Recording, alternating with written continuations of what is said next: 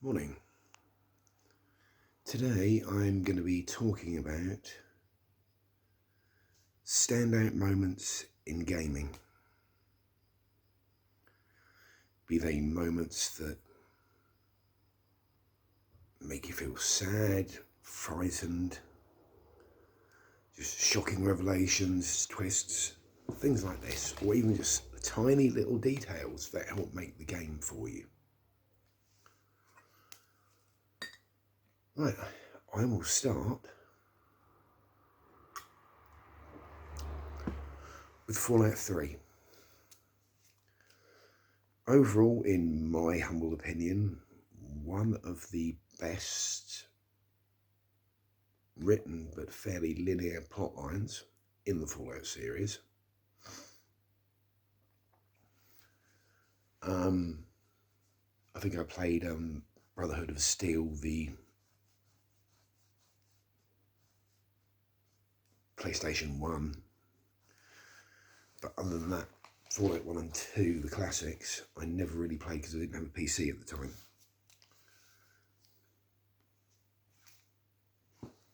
time. Trust me, put me right behind my phone.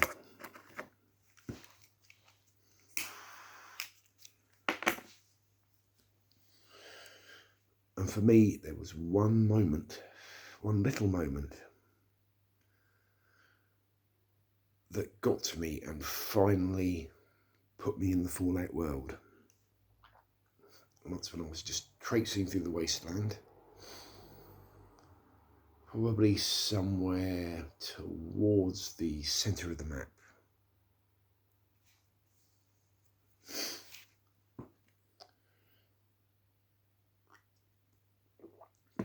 And I intercepted a radio transmission. It was a man basically pleading for help. They were holed up in an old sewage culvert, and his disabled son had run out of medication and he didn't know what to do. Is there anyone out there that could help me, please? I thought, right, come on, let's try and help this guy. And you find the hatch, you get down there, and you realise that radio transmission has been going for over 200 years.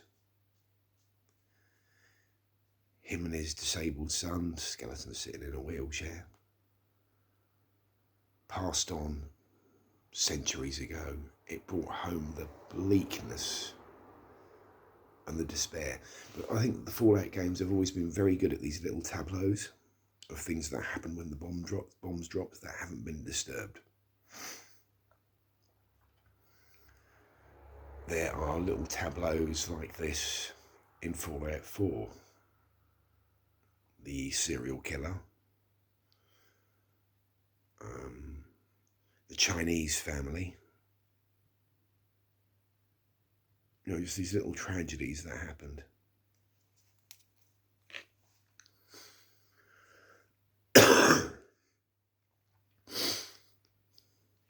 Moving on. Let's talk about the Mass Effect trilogy. For me, a series of games that had more emotional standout moments and great storytelling, at least till the very end.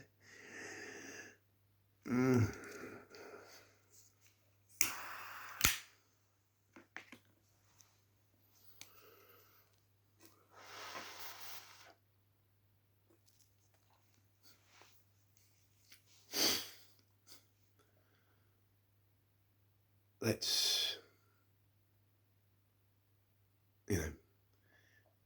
at the end of Mass Effect 2, getting back from the mission with all your companions alive.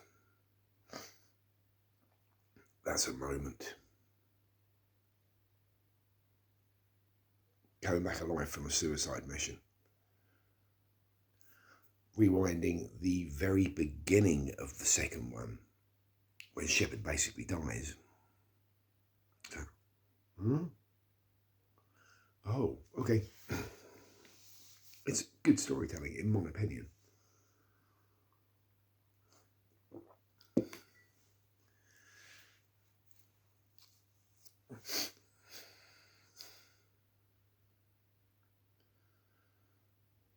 Then, of course, you have the death of Morden Solus, his redemption storyline for his work on the sterility plague that kept the Krogan low in birth rate.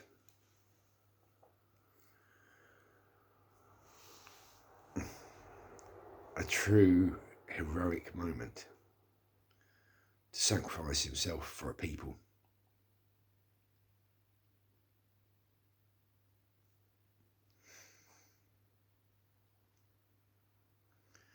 Then if you played it right, you get the moment when you think Grunt has sacrificed himself against the Rachni, and suddenly he comes staggering out of a hole covered in blood, swaying everywhere he goes. Anything to eat?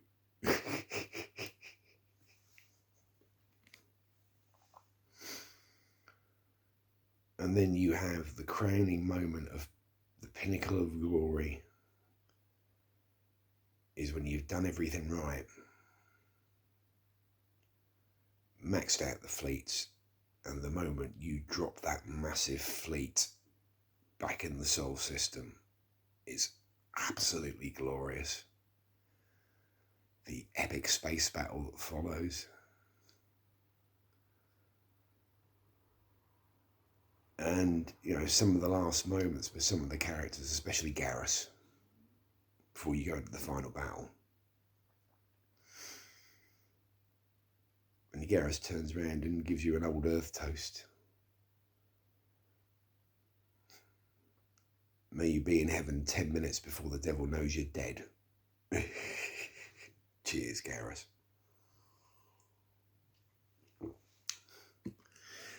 My first real cringeworthy moment happens in the Citadel DLC in Mass Effect 3. And that's If You Romance Tali, where you sit there watching a soap opera and then it turns into a musical. And this is a personal thing. I really can't stand musicals, but that just makes me go, oh, cringe. Nearly cringeworthy enough to totally put me off Tali as a romance option, but not quite, because she's a wonderful character. But that is just like,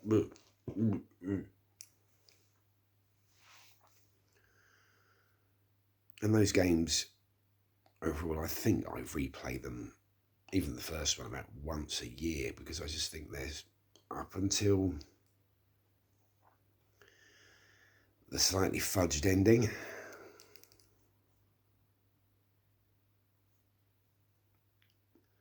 which I controversially don't think was terrible, but when you're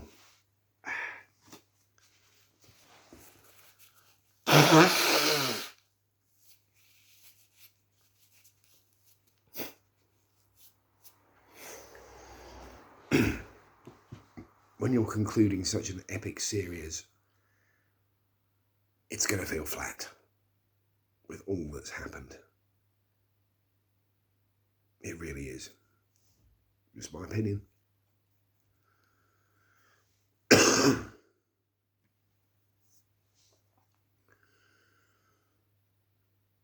On to another favourite of mine, Horizon Zero Dawn. I'm sure, spoiler alert, flip over this bit if you've never played the game and don't want the kicker exposed to you. The fact that in Horizon Zero Dawn, humanity actually died out and the planet was a lifeless shell for nigh on 1,000 years is just such a twist. It's so different to the normal post-apocalyptic thing. humanity did not survive. It's like, whoa.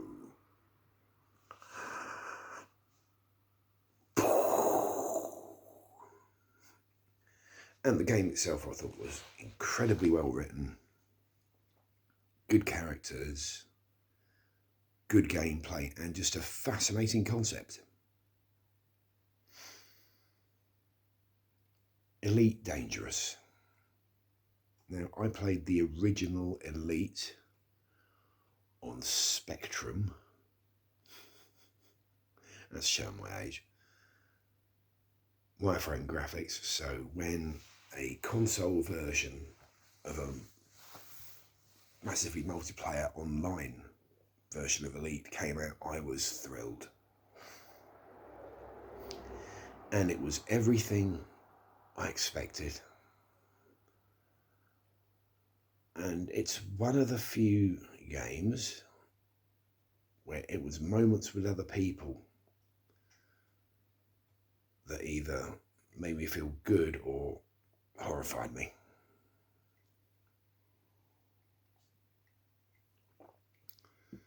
I mean, I strongly remember being in a very low-grade ship early on. This was before they'd implemented a player starting area that if once you left you couldn't go back to.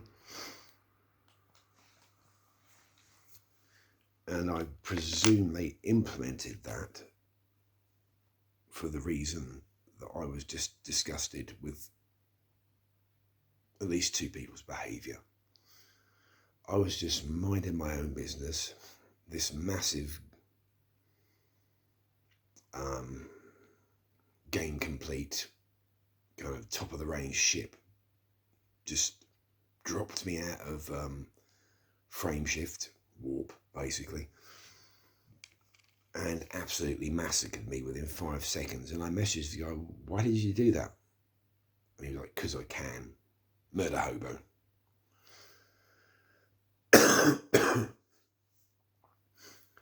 But then again, I was in a space station and there was one ship I'd set my sights on, the Federal Corvette. Massive beast and, you know, billions of credits. And I wanted one, and there was this guy docked in the space station who had my, and I started chatting to him and he was really pleasant. And I said, oh, do you want to come to a combat zone with me? And I was like, yeah, cool. And we went and shot up some pirates. And he was looking after me, and then I thought, that's so cool. It was not long after that that I met up with some players and joined a squadron.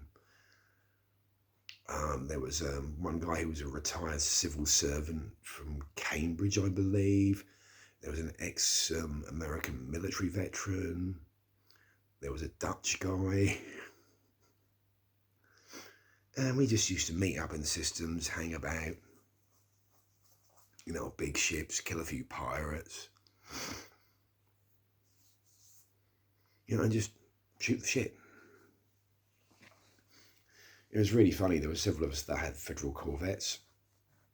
And so there was, I think there was totally a group of about 6 of us hanging around. 2 different squadrons. And this guy just dropped it in another Federal Corvette, scanned around, looked at us, and went, oh, we all said hi. But he very quickly disappeared. I think he was looking for people to troll and suddenly realised he'd bitten off more than he could chew. Oh dear.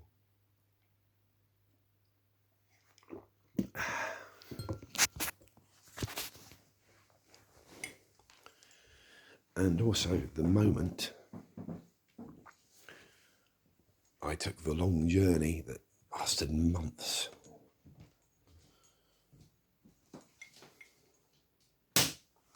to the supermassive black hole at the centre of our galaxy, Sagittarius A. It really felt like an achievement.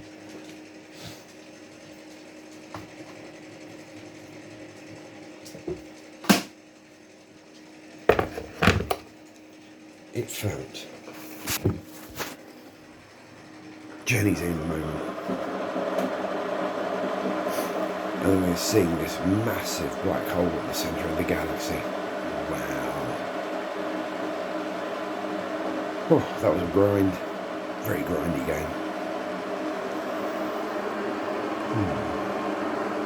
Other standout moments.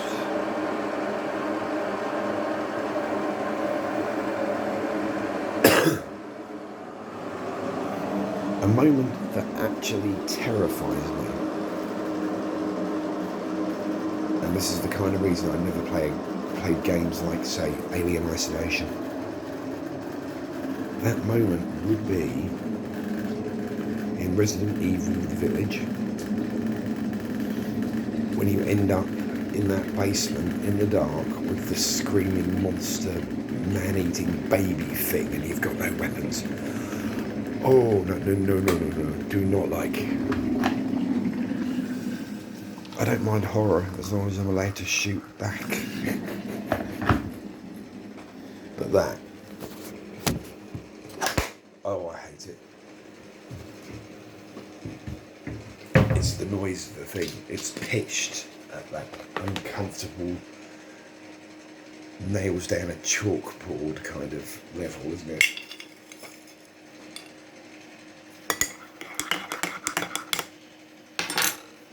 I like that game other than that bit, but I haven't replayed it in ages because I hate that bit.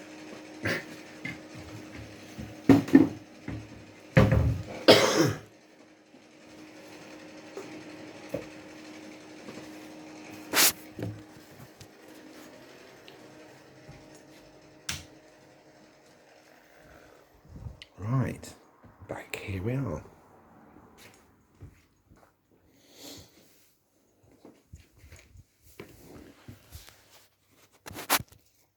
And little details in a game that just made me go, wow. Especially games based in a historical period. Yes, I am going to talk a little bit about a Ubisoft game.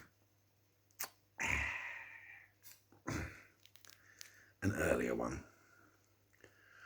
One that I think was actually good. And that'll be Assassin's Creed Odyssey. The one set in ancient Greece. I thought the female lead character was marvellously written. The richness of the world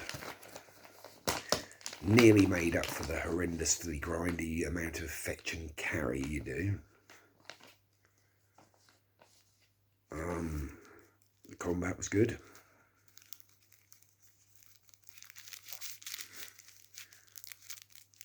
And, you know, I would sit there watching, you know, young lads fight with sticks training to be hoplites, watching a man saw planks of wood. Fascinated by this recreation of life in ancient Greece. And then I remember this little detail where I was sneaking round a Spartan camp around the outskirts of it.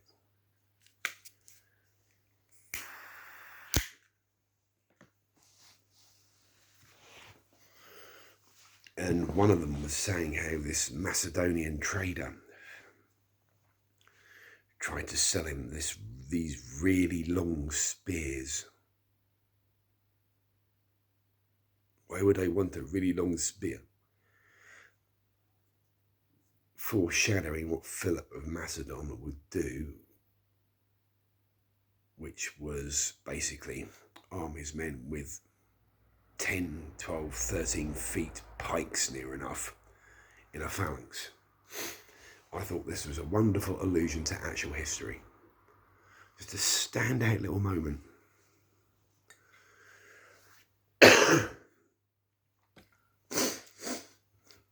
Valhalla, less so. But for me, there was one standout moment in that I was traipsing through the East Anglian countryside, and I suddenly found Needham Lake. And I grew up in Needham Market in Suffolk, and it's like, wow, this is where my hometown is.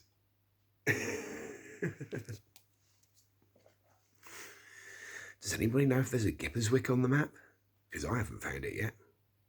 So maybe no Ipswich, I don't know.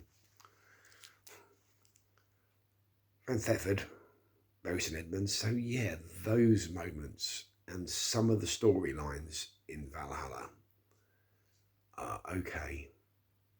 Nothing new. And it has its problems, I think.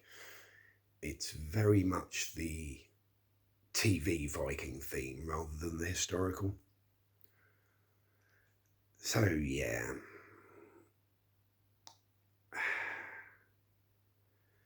I've yet to complete it simply because I've completed Odyssey, and although it's a different era in history, the gameplay is very much the same.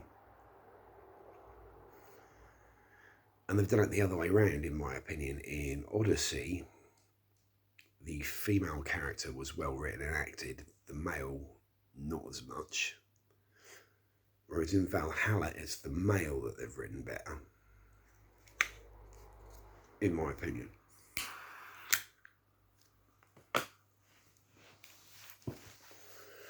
Well, that's enough about Ubisoft.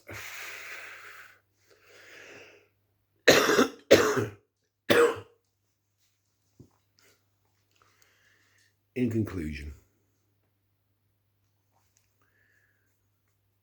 standout moments in games are what we live for. Whether it's made by other people, good storytelling, shock twists, or just the ability to make our skin crawl, or the ability to make us feel like we're leading a force into battle to save mankind. To me, these moments are what gaming is all about. Thank you very much for listening.